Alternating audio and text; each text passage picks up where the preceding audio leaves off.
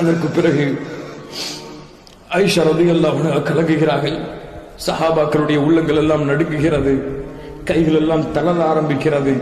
சஹாபாக்களால் ஏற்றுக்கொள்ளப்பட முடியாத சூழ்நிலை உருவாகிறது. ரசூலுல்லாஹி ஸல்லல்லாஹு அலைஹி வஸல்லம் மரண செய்தியை பார்த்து ஃபாத்திமா கதறி அழுகிறார்கள். என் தந்தையே சென்று விட்டீர்களே, தந்தையே சென்று விட்டீர்களே. ஆயிஷா ரலியல்லாஹு அன்ஹா சஹாபாக்களை பார்த்து சொன்னார்கள், உங்கள் தோழரை நீங்கள் கைவிட்டு விட்டீர்களே, தோழரை கைவிட்டு விட்டீர்களே என்று. எப்படி தாங்க முடியும் அந்த இழப்பை தோழர்களால்?